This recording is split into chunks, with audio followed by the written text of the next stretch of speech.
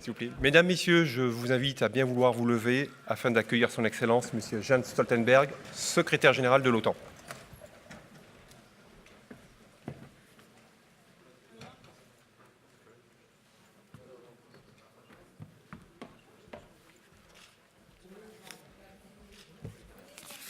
Je vous en prie, veuillez vous asseoir.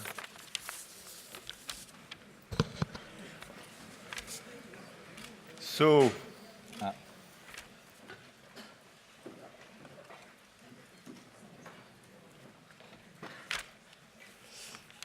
Mr. Secretary General, 1 week after the 29 allies have extended your term as the Secretary General of NATO until September 2020, you are here in Paris for several hours and for meetings with the highest political and military authorities. The President of the Republic, Mr. Emmanuel Macron, the President of the National Assembly, Mr. François de Rugy, the Minister of Foreign Affairs and Europe, Mr. Jean-Yves Le Drian, the Minister of the Armed Forces, Mrs. Florence Parly, and the Chief of Defense Staff.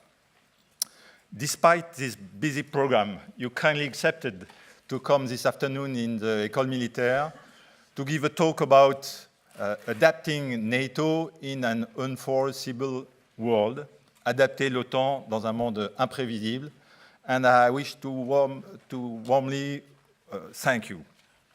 In this auditorium today, you have 400 civilian and military leaders who, on the one hand, contribute to the decision-making process in defense and security issues, and on the other, study and analyze these issues.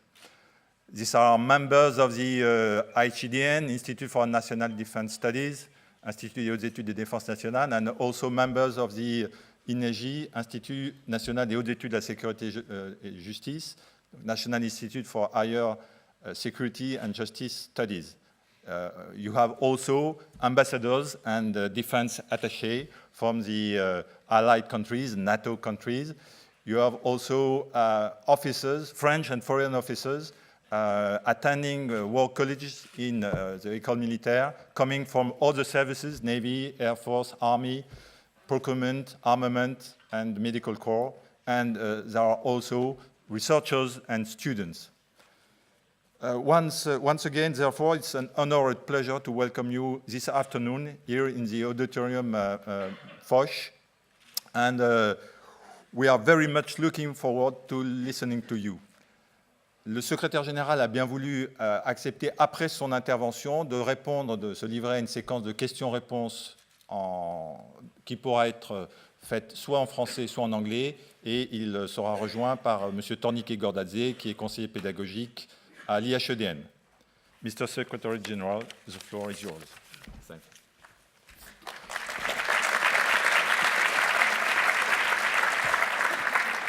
Thank you so much, General, for that warm welcome. Officers, Excellencies, ladies and gentlemen, I'm really honored to be able to speak here at the École Militaire. This is really a place which is so famous. I'm told that this academy was established by Louis XV, and also that Napoleon himself studied here. So I feel that I'm really at a historic location, both for the French military, but actually also for NATO, because the original seat of the NATO Defense College, which was established by the first Supreme Military Commander of NATO, Dwight D. Eisenhower, that was also located here at this academy. So this is a historic place for France, but actually also an historic place for NATO and the Transatlantic Alliance. I will say some words, and then I'm more than ready and happy to answer your questions after my speech. And I know that among those who are in the audience now, there are, of course, French officers, but also officers from different NATO allied countries and partner countries too. And this is just one example of the many different valuable contributions that France is making to the alliance. France has long inspired the world with your ideas, your culture, and your willingness to change the way things are done. After the Second World War, France was at the forefront of the creation of our international institutions, including our transatlantic alliance. And today, France is playing a crucial role in helping to modernize NATO. In my meeting earlier today with President Macron, we agreed that our alliance must continue to adapt to changing times, particularly as we look ahead to next year's summit of NATO leaders in Brussels in July. Our history has taught us that our ability to adapt is crucial to our success. Again and again, faced with a changing world, the alliance has evolved. As you know, NATO was created back in 1949. For 40 years, the alliance focused on collective defense in Europe and kept our nations safe without a shot being fired, allowing our nations to recover, to integrate and flourish after the Second World War. Then, in 1989, the Berlin Wall came down and the world changed. NATO's focus shifted away from collective defense to managing conflicts beyond our borders, helping to end 2 wars in the Balkans and fighting terrorism in Afghanistan. 2014 was another pivotal year for our security. The world changed again.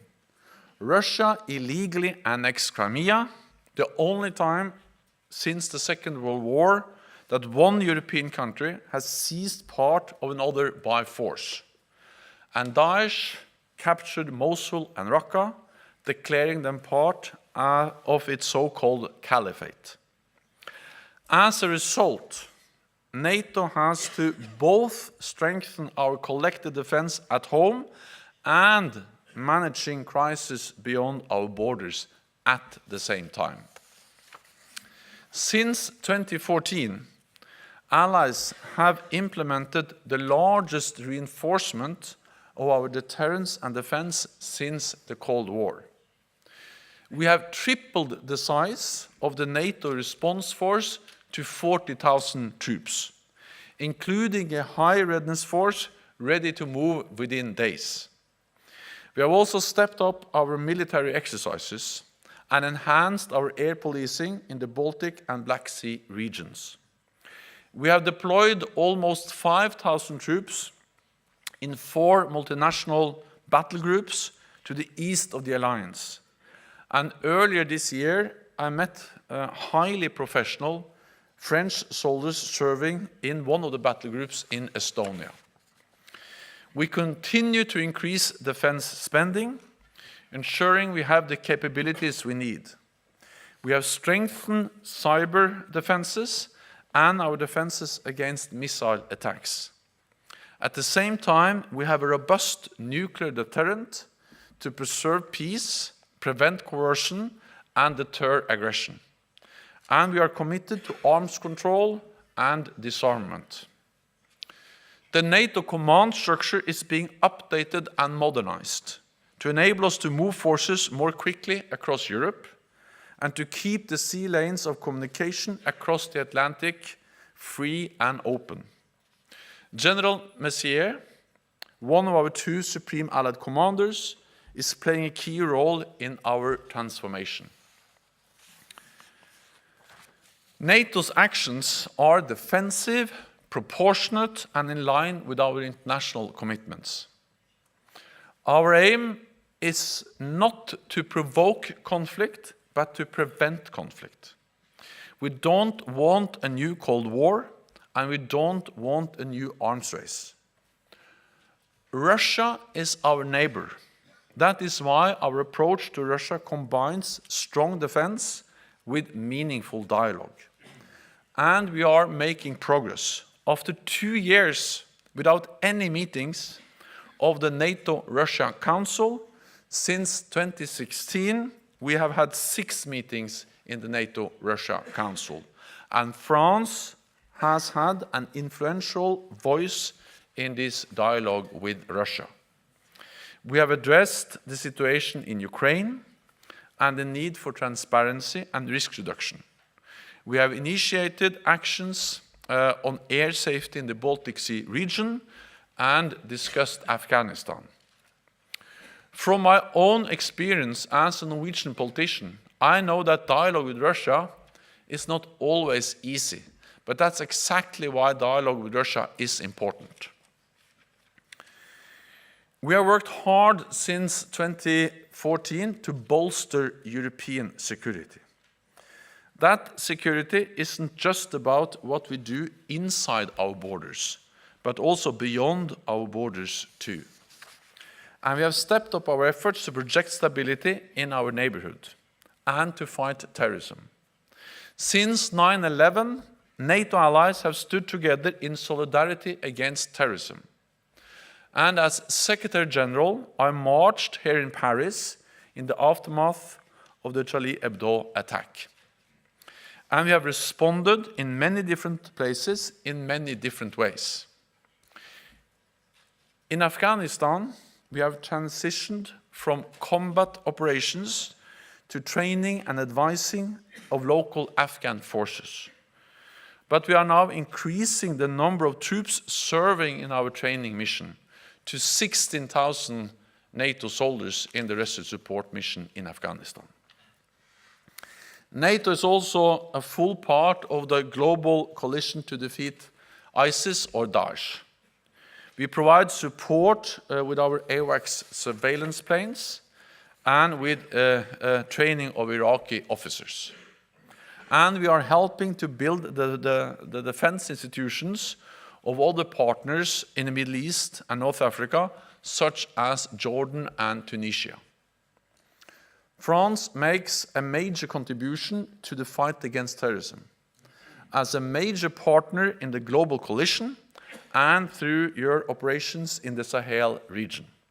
And we highly value the French contributions to the fight against terrorism. So NATO is strengthening its collective defense and at the same time projecting stability in its neighborhood. Both of those are more effective when NATO and the European Union work together. We are natural partners. 94% of the EU's population live in a NATO country. We share common values and common challenges. That is why last year President Tusk, President Juncker, and I signed a joint declaration on how we can strengthen NATO-EU cooperation.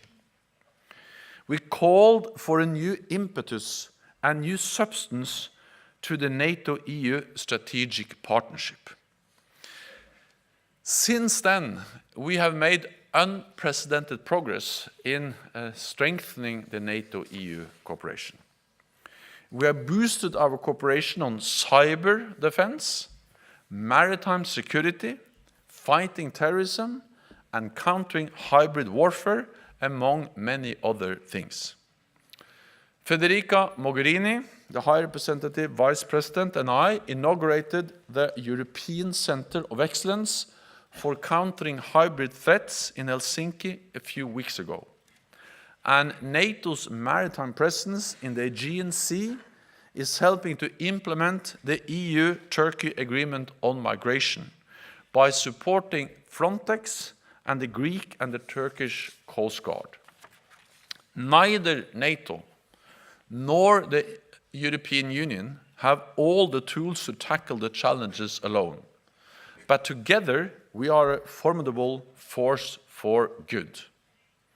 And France, as a founding member of both NATO and the European Union, has a key role to play to ensure the coherence of our efforts. My country, Norway, is not a member of the European Union, but I feel very European. Actually, I fought hard for Norway to join the European Union, but we lost the referendum in 1994. Actually, we have lost twice, because Norway is the only country in the world that has applied for membership in the European Union, negotiated an accession protocol, and then voted it down in a referendum 2 times. So I don't know when we'll try for the 3rd time. That's a risky project. But I strongly support European defense. I make this clear every time I address the European Council, as I did last week. I'm convinced a strong European defense is good for the European Union, it is good for Europe, and it is good for NATO, as long as it respects 3 key principles. First, it needs to focus on building the necessary capabilities, spending more and spending better. That means, for instance, tackling the fragmentation of the European defense industry. Let me give you a few examples which the European Commission, President Juncker, has focused on many, many times, related to the fragmentation of the European defense industry. The US has 1 type of main battle tank, while Europe has 17 different types. The US has 4 types of frigates and destroyers. Europe has 29. The US has 6 types of fighter planes.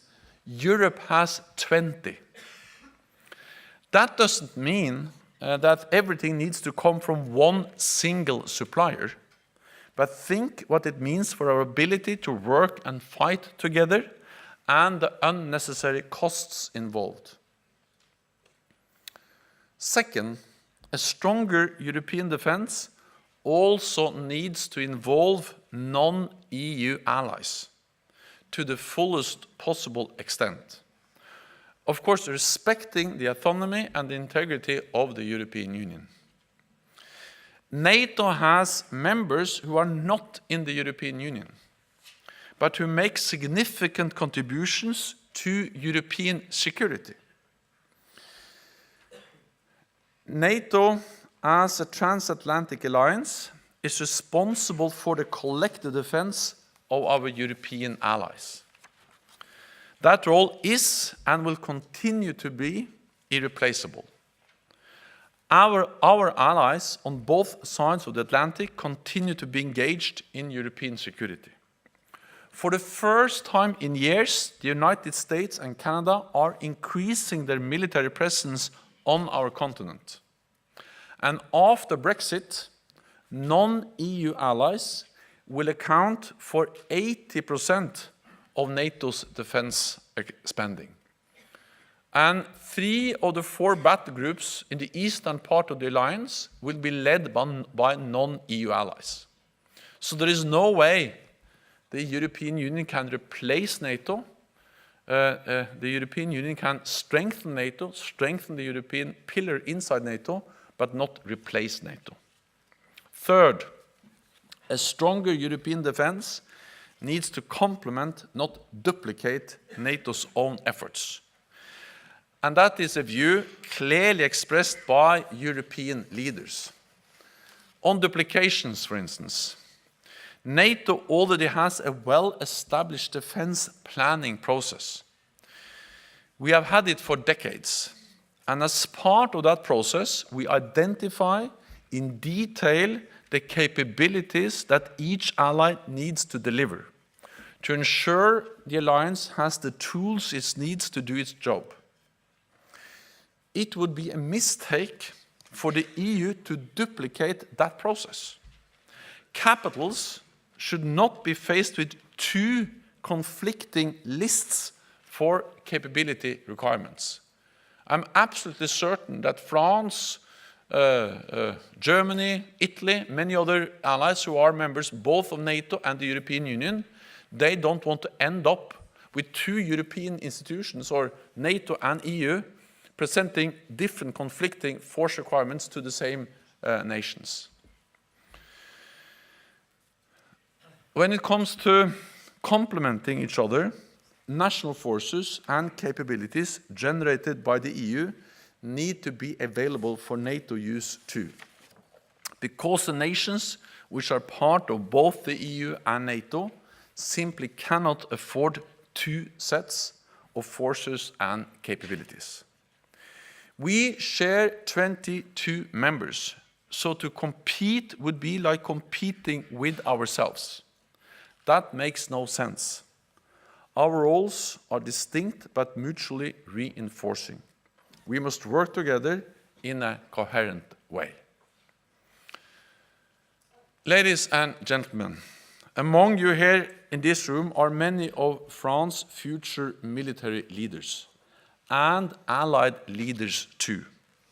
In the years to come, I know that I can rely on you to use your energy, commitment and creativity to help guide the alliance, to achieve the changes we need in a changing world. So with that, I'm looking forward to your questions and to interact with you after this speech. Thank you so much for your attention.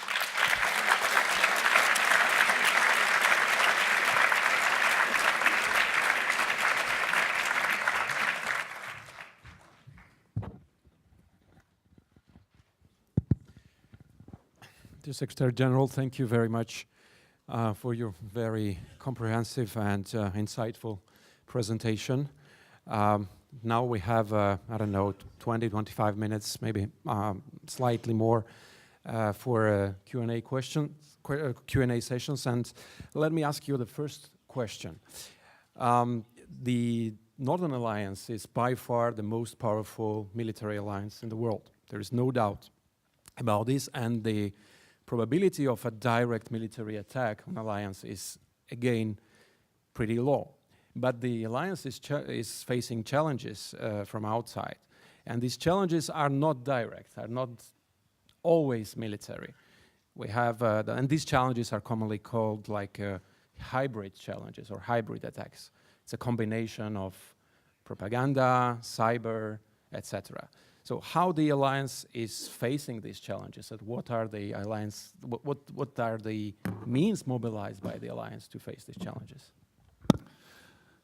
You are absolutely right that the probability for any conventional military attack against any NATO ally is very low. And that's because NATO has been able to respond, to adapt to a more demanding security environment with a more assertive Russia in the east, but also with the turmoil to the south.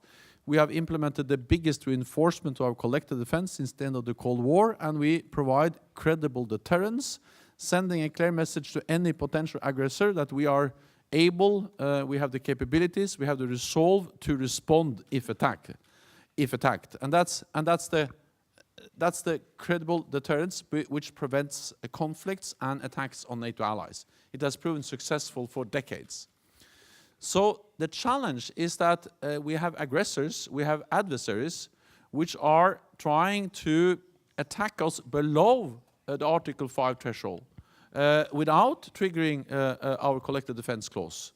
And they do so in different ways with hybrid and cyber tactics. We see cyber attacks daily from state and non-state actors in varying degree of seriousness, but at least it's something which is ongoing. You know, when we speak about conventional attacks, then we speak about something that may happen in the future. Cyber attacks is happening every day. Hybrid is also happening almost every day, meaning that we have disinformation, propaganda, we have this combination of covert and overt operations, we see what is going on in eastern Ukraine, and so on.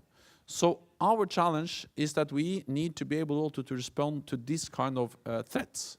We do that by significantly increasing our cyber capabilities. We have increased our own capabilities to defend NATO networks. There is no military conflict without a big cyber component. We have to be able to keep our cyber networks, which are so crucial for command and control, safe. But we also have to help allies, nations, to protect their networks. And therefore we train, we share best practices.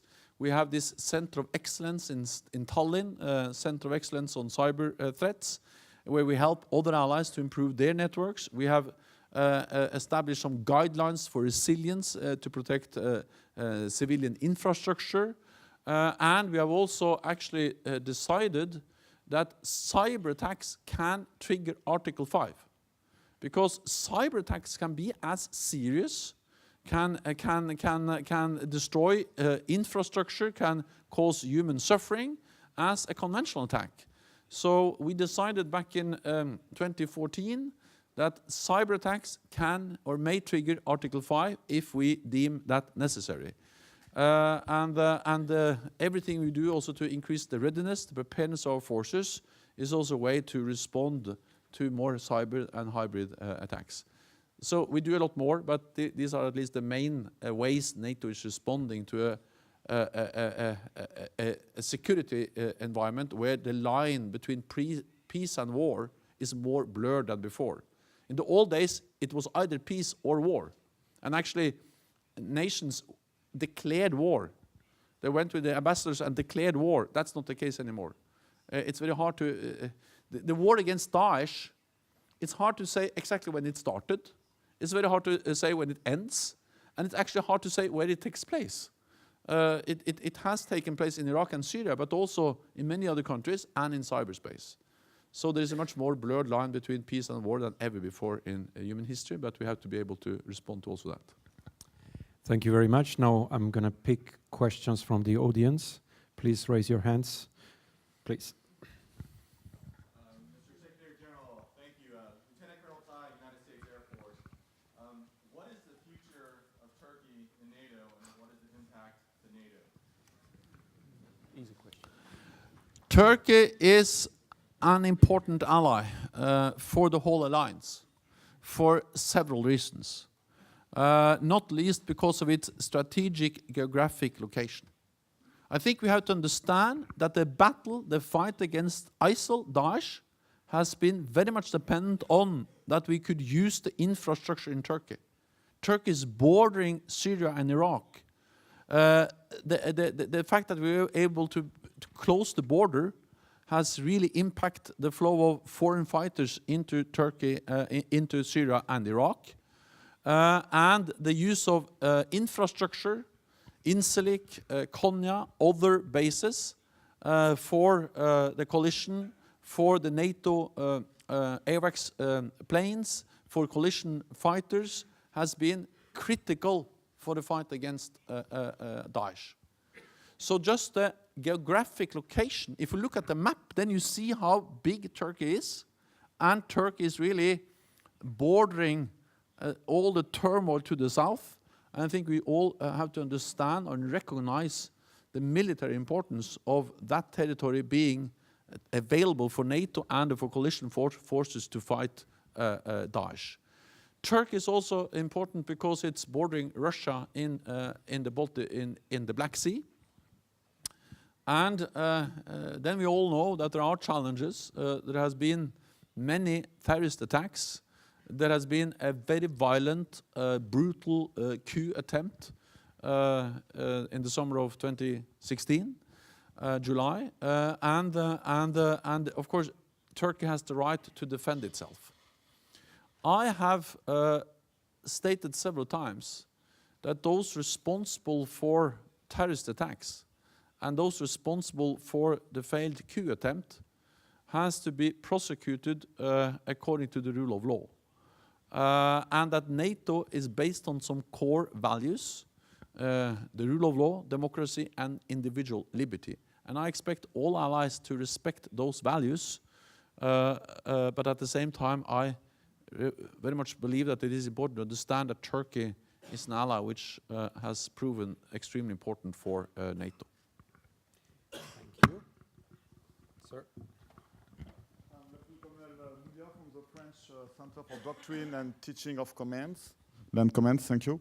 Mr. Secretary General, thank you very much. I had two questions, but actually, thanks to our US colleague, I have only one. So to follow on the first question, I just came back from the position of French defense attaché in the Baltics, and I came back with the conclusion that finally the main problem, or the main issue, I would say, in this region is A2AD, so anti-access area denial. So I would like to know, in your opinion, what the alliance could do more, I would say, than EFP, which is of course part of this of the answer to A2AD. But how the alliance could tackle this main issue in the Baltics. Thank you very much. So we are taking A2AD capabilities into account when we do our military planning. So it's not a surprise for us that there are access denial capabilities in the Baltic Sea region. So that's part of what we take into account when we do our military planning. We are responding in different ways, partly by increasing our presence in the region. So one of the reasons why we have both increased the NATO presence with the 4 battle groups, combat-ready troops, multinational troops in the 3 Baltic countries and Poland, is to make sure that we have troops there already, and also to help reinforcements if needed. I also welcome that in addition to the NATO troops, also the Baltic countries and Poland are strengthening their own military capabilities. All the 3 Baltic countries will next year spend 2% of GDP on defense. Poland is already there. Estonia is already there. They will be joined by Lithuania and Latvia next year. So these countries are also investing heavily in their own home defense forces.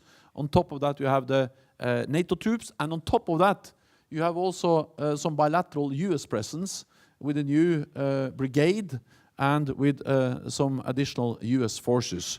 So there is a significant NATO and NATO ally presence in the Baltic region, partly as a response to the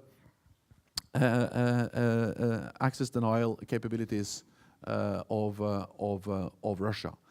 Then, one of the reasons why I believe it's extremely important that we invest in modern technology, and why we are requiring from our allies not only to increase defense expenditures to 2% of GDP, but also to spend 20% on that on investments in modern technology, is that we know that we need the most advanced technologies, the most advanced weapon systems to be able to penetrate the A2AD capabilities. So that's another part of our response. And the third element of our response is to improve military mobility, because the whole idea is to prevent the conflict. And the way to prevent the conflict is to have credible deterrence. We have credible deterrence now with the increased NATO presence, the US presence, and the home defense forces in these countries. But if we see that the risk for crisis is increasing, then we will deploy more. And therefore we need to be able to deploy to reinforce before the outbreak of any conflict, to deter conflict.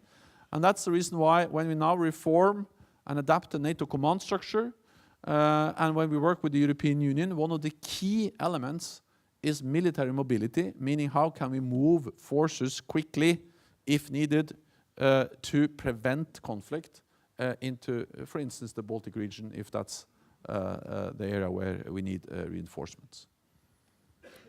Thank you. More questions? Yes, please.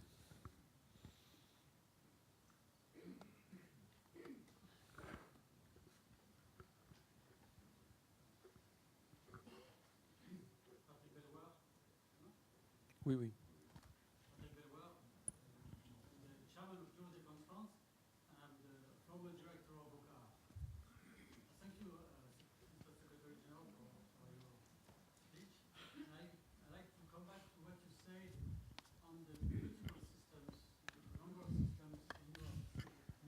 source for lack of efficiency and higher costs, for defense.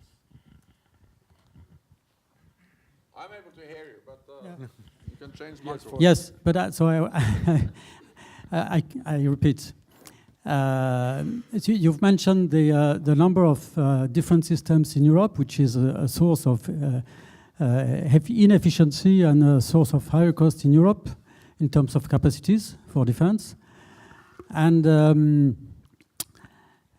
this is coming obviously from the lack from the low level of cooperation in Europe between European nations for armaments. I mean, the level of cooperation is about 20% of the amount of defense investment, and this percentage is the same. Has been the same for more than 30 years.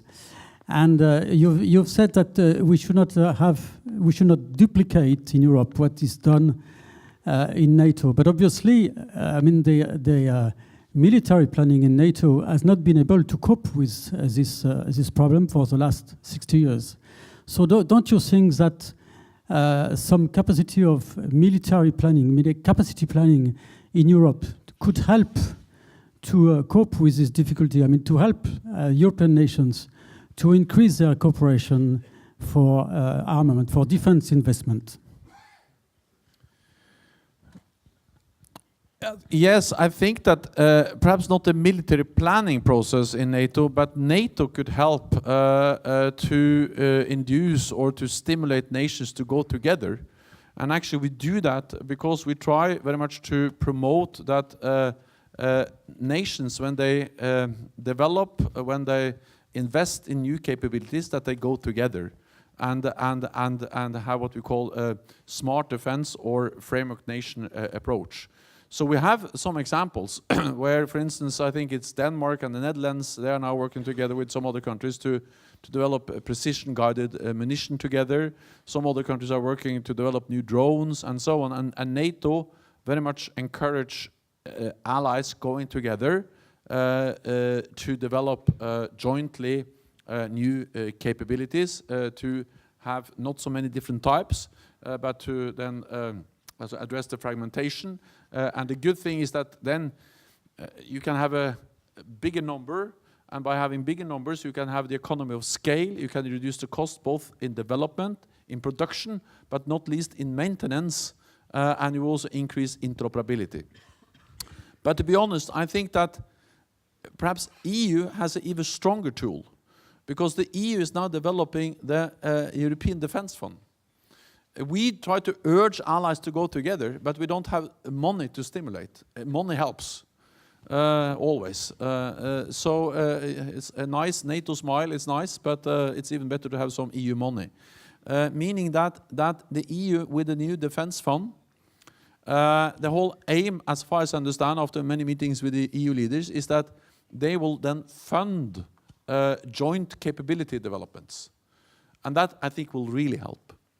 And again, as long as this is not, of course, everyone understands that European Defence Fund should go to European entities, but hopefully they can be also open to work together with non-EU allies, not funding them, but joint projects. Then it's something we just should welcome. And hopefully that will be one of the main outcomes of stronger European defense. Let me just tell you a story which I've told many other audiences, because this is about big national sensitivities, because this is about defense industry. It's about jobs and national pride. And in Norway, we don't build cars, we don't build armor, we don't build many kinds of military equipment, except for ships. Norway we regard ourselves as a big shipbuilding nation. And when I was Prime Minister back in 2000, we were going to build 5 new frigates. And we had an open bid, and the problem was that it was a Spanish shipyard, I think it was Navante, that was actually better than any Norwegian shipyard, and cheaper. That was a big problem. but we decided to build the 5 frigates in Spain. It was close to civil war in Norway after that. And I really believe that one of the reasons why I lost the election the year after was because we decided to build the best and the cheapest Norwegian frigates in Spain. I will never do that again. So the thing is that this is extremely sensitive. What we saw afterwards was actually that Norwegian industry had many contracts because they delivered much of the equipment, much of the also the IT and so on to the frigates. So it just underlines that we can go together, we can have jobs for everyone, but the problem is that we have to overcome some of these national sensitivities to address the fragmentation of European defense industry. So I really hope that the European Union will succeed. That will increase the competitiveness of European industry. It will reduce the cost for European defense. We'll get more defense out of the investments, and it will increase interoperability. So this is one of the reasons why I really believe in a strong European defense, because I think that's the best tool to address the fragmentation of European defense industry. Thank you very much. So we learned that you were on the verge of civil war in Norway. Yeah. According to your standards, we are in civil war already in France every day. So now the next question, please. Yeah. I may ask you a question now that I'm not in a position as a commander. Before I was supposed to answer. You are a better place than anybody else to assess the will of the US current administration to keep its commitment in Europe. And you know as well as us that there is a creeping idea in Europe and some European countries that they could reduce their commitment, even their presence. And we are sure that you have very intensive discussions with President Trump on that. First of all, thank you. I appreciate very much the time we work together, and I think you raise an important question. And I told some parliamentarians, some members of the National Assembly here in France earlier today, that we have to remember that NATO is an alliance of 29 different nations with different elected leaders, with different views on many issues. And it has been like that for decades, meaning that sometimes we disagree on issues. There has been disagreements between NATO allies since the alliance was established on the Suez crisis in the 50s, on the Vietnam War in the 60s and the 70s, on the Iraq War in 2003, and many other issues. And that's also the case today.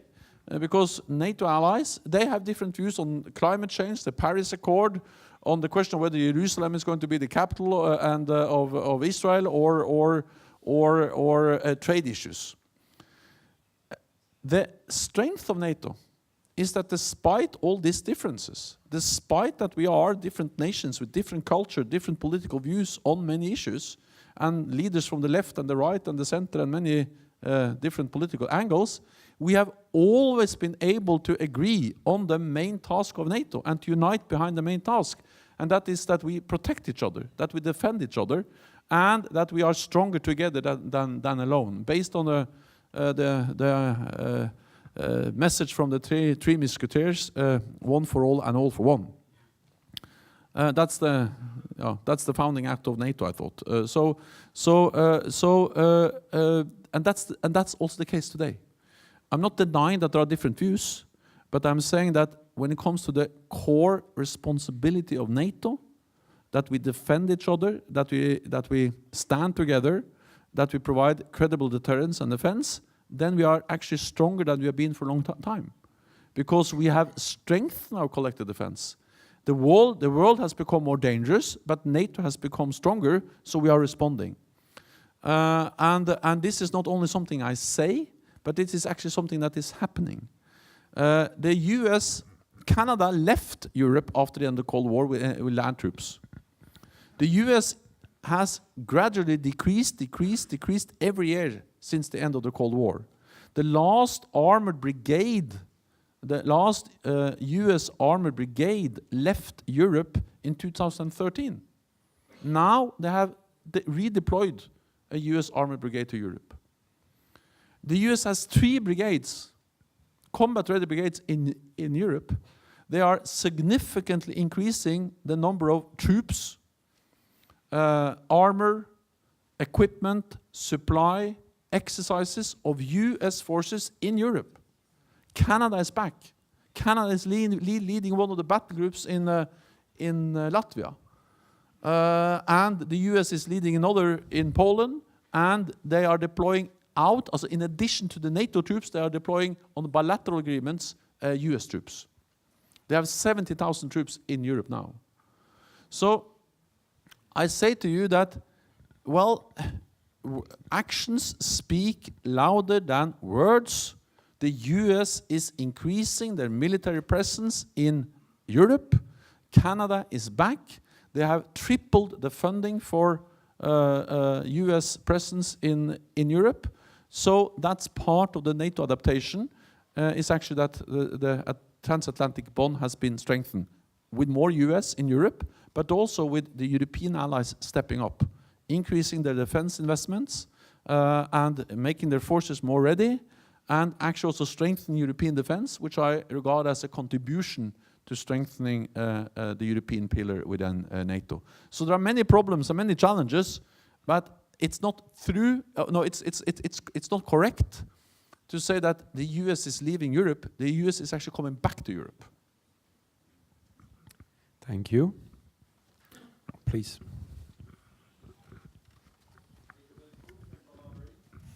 You need a microphone, and we have 2.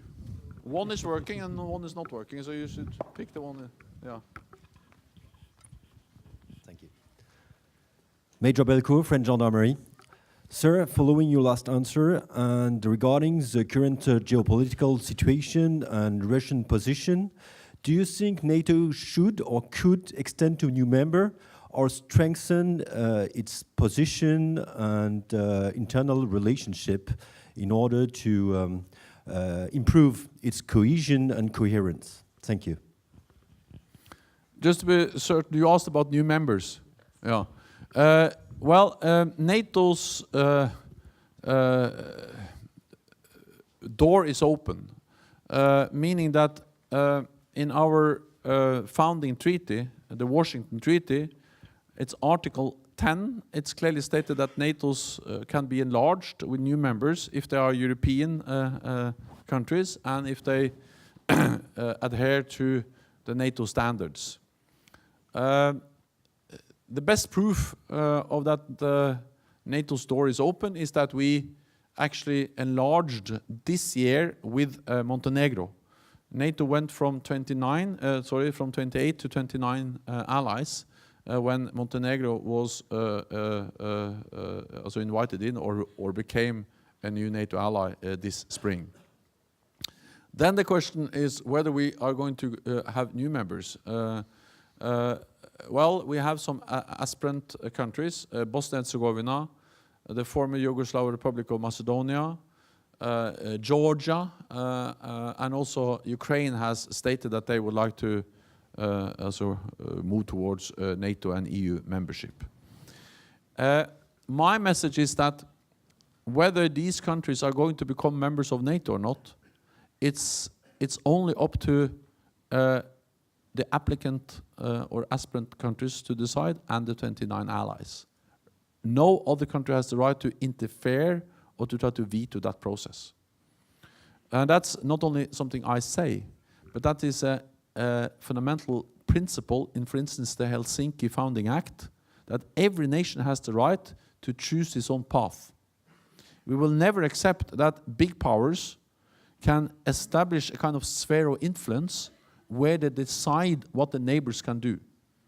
And again, coming from Norway, a small country, 5 million people, bordering Russia, it's extremely dangerous to accept that big powers have some kind of influence, some say over neighbors.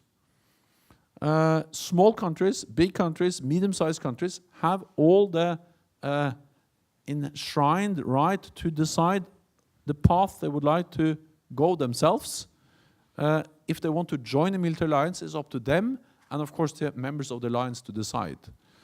We are helping Bosnia-Herzegovina, Fyrom, Georgia, and Ukraine, and other aspirant countries with reforming, with modernizing, and then at the end of the day it will be the 29 allies that decides, no one else. Thank you. So a few more questions, please. I can give you the microphone.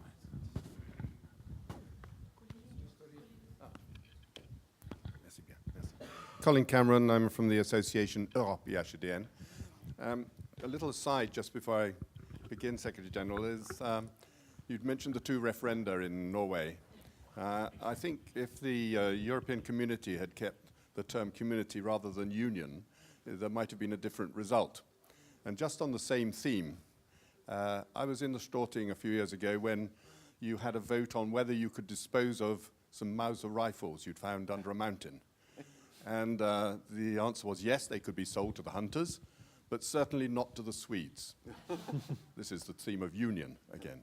Would you care to say something about your relationship with Sweden, with Finland? The attaches from these countries are in the room today. And could you say a little about NATO's further relationships now that the area, NATO area, seems to be a little more pervious than it was previously? Say Australia, Pacific, out of area in a big way. Could you say a few words on that? Partners, you mean? Thank you. So it may be a bit naive, but I think you have a valid point that the fact that the EU changed from a community to a union had a negative impact for those who advocated Norway joining the European Union.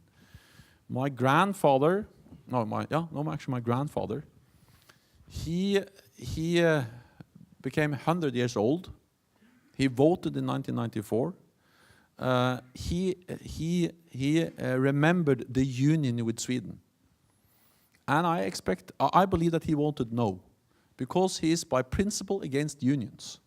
Because for Norwegians, a union, that's to be ruled by Sweden. And we like Swedes, but we don't like to be ruled by them. And since I'm in France, I can also tell my favorite story. Norway is a very strange country because, you know, the main street in Oslo goes from the parliament to the castle. And that's named after French general, also Jean-Baptiste Bernadotte. Yeah. We call him Karl Johan. And the biggest statue in Oslo is the same French general. And we march around that French general every 17th of May. We don't know exactly who he is, but we are in favor of that man. He became a Swedish king, and the first thing he did was to invade Norway.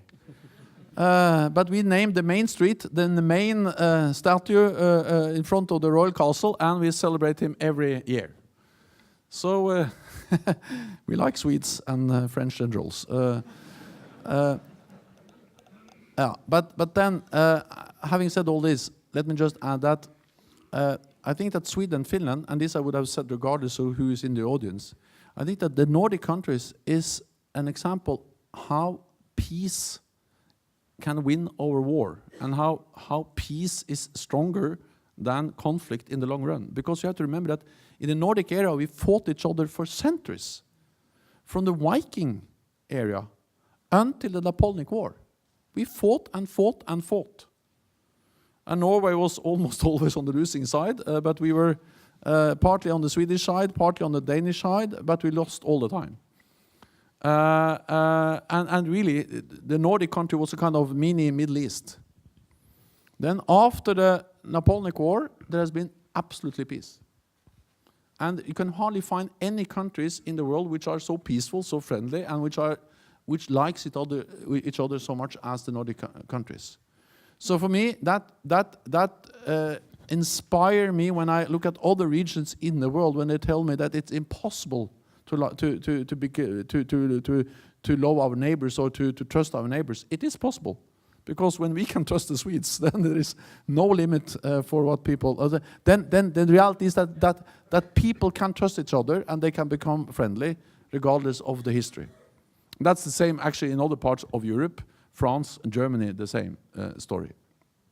Then on